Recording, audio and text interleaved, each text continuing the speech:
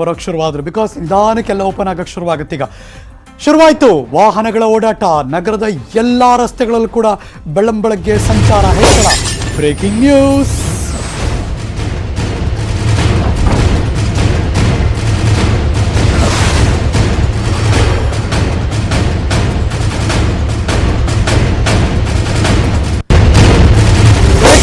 ಬೆಂಗಳೂರು ಹೊರಗಡೆ ಹೋಗಿ ಬಂದವರಿಗೆ ಈ ಬ್ರೇಕಿಂಗ್ ನ್ಯೂಸ್ ನೋಡ್ತಿರ್ಬೇಕಾರೆ ಹೌದಲ್ವಾ ಕರೆಕ್ಟು ಇವ್ರು ಹೇಳ್ತಿರೋದು ಅಂತ ಗ್ಯಾರಂಟಿ ಅನ್ಸುತ್ತೆ. ನನಗೆ ಅನಿಸಿದೆ ಮನೆಯಿಂದ ಬರ್ಬೇಕಾದ್ರೆ ಏನು ಇವತ್ತು ಇಷ್ಟೊಂದು ಜನ ಇದ್ದಾರೆ ರಸ್ತೆಯಲ್ಲಿ ಅಂತ. ಹೌದು, ಬೆಂಗಳೂರಿನ ಎಲ್ಲ ರಸ್ತೆಗಳಲ್ಲೂ ಜನ ಹೆಚ್ಚು ಓಡಾಡ್ತಿದ್ದಾರೆ. ಇವತ್ತು ಗುರುಗುಂಟೆಪಾಳ್ಯ ಸಿಗ್ನಲ್ ಹತ್ರ ವಾಹನಗಳ ಓಡಾಟ ಜೋರಾಗೇ ಇದೆ. ಲಾಕ್ಡೌನ್ ಇನ್ನೂ ಚಾಲ್ತಿಯಲ್ಲಿದೆ, ನೆನಪಿರಲಿ. ಇವತ್ತು 30ನೇ ದಿವಸದ ಲಾಕ್ಡೌನ್ ಇದು. ಆದರೆ ಜನ ಮಾತ್ರ ಆರಾಮ ಓಡಾಡ್ತಾ ಇದ್ದಾರೆ. ಬೆಂಗಳೂರಿನತ್ತ ಜನ ಕೂಡ ವಾಪಸ್ ಬರ್ತಿದ್ದಾರೆ. 8ನೇ ಮೈಲಿ, ದಾಸರಹಳ್ಳಿ, ಜಾಲಹಳ್ಳಿ ಕ್ರಾಸ್ ಅಲ್ಲೆಲ್ಲ ದೃಶ್ಯ ತೋರಿಸ್ತಾ ಇದ್ದೀವಿ. ರಸ್ತೆಗಳೆಲ್ಲ ವಾಹನ ಫುಲ್ ಟ್ರಾಫಿಕ್ ಜಾಮ್.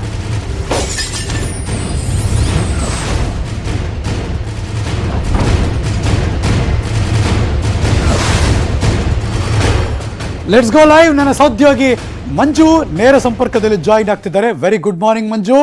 ನನಗೂ ಅನಿಸ್ತು ಮಂಜು, ಮನೆಯಿಂದ ಹೊರಟಾಗಿ ಇವತ್ತು ಆಫೀಸಿಗೆ ಬರ್ಬೇಕಾರೆ ಏನಪ್ಪ ಇವತ್ತು ಇಷ್ಟೊಂದು ಜನ ಇದ್ದಾರೆ ಅಂತ. ಏನು ಸಮಾಚಾರ? ಸಡನ್ ಆಗಿ ಬೆಂಗಳೂರು ಕಡೆ ಎಲ್ಲರೂ ಬರಕ್ಕೆ ಶುರು ಮಾಡಿದ್ರಾ?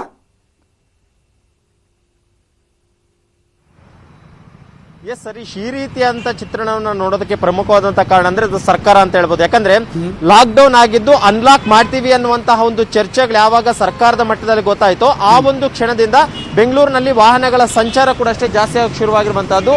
ಈಗ ನಾನು ಎಕ್ಸಾಕ್ಟ್ ಆಗಿ ಗೊರಗುಂಟೆಪಾಳ್ಯದ ಸಿಗ್ನಲ್ ನಲ್ಲಿ ಇದ್ದೀನಿ. ಈ ಒಂದು ಸಿಗ್ನಲ್ ನಲ್ಲಿ ಕೂಡ ನೀವು ನೋಡ್ತಾ ಇರಬಹುದು ಎಲ್ಲಾ ಒಂದು ದಿಕ್ಕುಗಳಿಂದಲೂ ಕೂಡ ಅಷ್ಟೇ ವೆಹಿಕಲ್ ಗಳ ಮೂವ್ಮೆಂಟ್ ಯಾವ ರೀತಿ ಇದೆ ಅನ್ನೋದನ್ನ. ಯಾಕಂದ್ರೆ ಬೇರೆ ದಿನಗಳಲ್ಲಿ ಕೂಡ ಅಷ್ಟೇ ಇದೇ ರೀತಿಯಾಗಿ ಸರಾಗವಾಗಿ ವೆಹಿಕಲ್ ಮೂವ್ಮೆಂಟ್ ಅನ್ನುವಂಥದ್ದು ಗೊರಗುಂಟೆಪಾಳ್ಯದ ಸಿಗ್ನಲ್ ನಲ್ಲಿರುವಂತದ್ದು.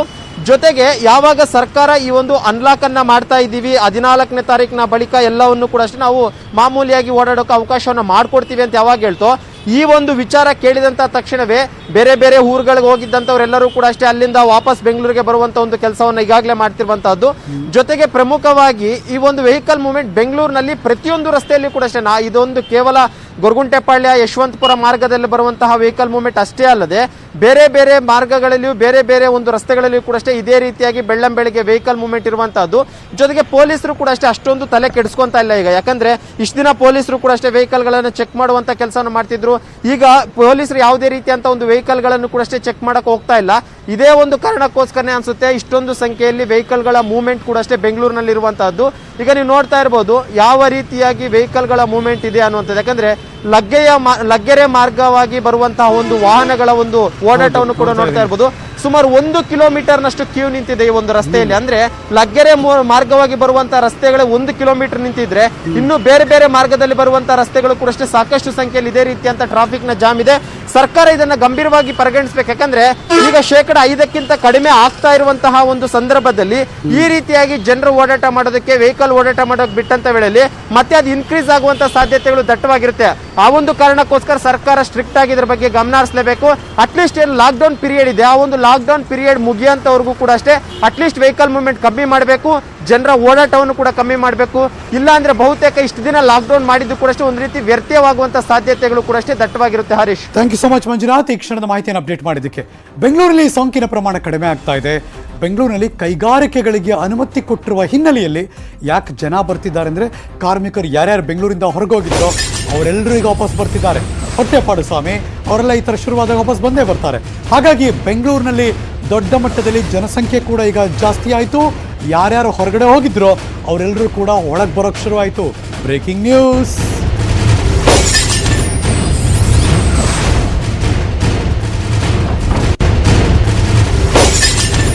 ಬಲಭಾಗದಲ್ಲಿ ತೋರಿಸ್ತಾ ಇರೋದು ನೆಲಮಂಗಲ ಟೋಲ್. ಯಾವುದೇ ಟೋಲ್ ನೋಡಿದ್ರು ಹೀಗೆ ಇರುತ್ತೆ. ಈಗ ಬೆಂಗಳೂರು ಒಳಗಡೆ ಬರುವಂತಹ ಸಂಚಾರ ದಟ್ಟಣೆಯನ್ನು ಗಮನಿಸಿದ್ರೆ ಬೇರೆ ಬೇರೆ ಜಿಲ್ಲೆಗಳಿಂದ ವಾಪಸ್ ಬರ್ತಿದ್ದಾರೆ, ಬೆಂಗಳೂರು ಹತ್ರ ಮುಖ ಮಾಡ್ತಿದ್ದಾರೆ ಜನ. ತುಮಕೂರು ರಸ್ತೆಯಲ್ಲಿ ಫುಲ್ ಟ್ರಾಫಿಕ್ ಜಾಮ್ ಆಗಿತ್ತು. ನನ್ನ ಸಹೋದ್ಯೋಗಿ ಹೇಳಿದ್ರಲ್ಲ 1-1.5 ಕಿಲೋಮೀಟರ್ ಕಂಪ್ಲೀಟ್ ಟ್ರಾಫಿಕ್ ಜಾಮ್ ಅಂತ. ಇನ್ನು ಟೋಲ್ಗಳ ಹತ್ರ ಅಷ್ಟೇ ಹೆವಿ ಡೆನ್ಸಿಟಿ ಶುರುವಾದಾಗ ನಿಧಾನಕ್ಕೆ ಮೂಮೆಂಟ್ಗಳು ಶುರುವಾಗುತ್ತೆ. ಹಾಗಾಗಿ ಬೆಂಗಳೂರಿನ ಒಳಮುಖವಾಗಿ ಯಾವ್ಯಾವ ವೆಹಿಕಲ್ಗಳು ಬರ್ತಾ ಇದೆ ಎಲ್ಲ ಟೋಲ್ಗಳಲ್ಲೂ ಕೂಡ ಹೆಚ್ಚು ಟ್ರಾಫಿಕ್ ಜಾಮ್ ಕಂಡು ಬರ್ತಾ ಇದೆ.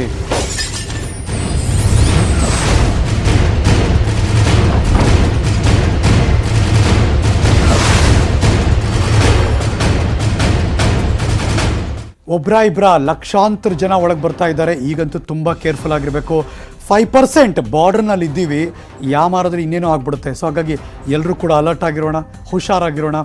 ನಮ್ಮ ಕರ್ತವ್ಯ ನಿರ್ವಹಿಸಿದ್ರೆ ಸಾಕು, ಮತ್ತಷ್ಟು ಕಂಟ್ರೋಲಿಗೆ ತಗೊಂಡ್ಬರ್ಬೋದು. ನ್ಯೂಸ್ ಮುಂದುವರಿಸ್ತೀನಿ. ಒಂದು ಚಿಕ್ಕ ಬ್ರೇಕ್ ಆದಮೇಲೆ ಎಲ್ಲೂ ಹೋಗದೆ ಕಾಯ್ತಾ ಇರಿ.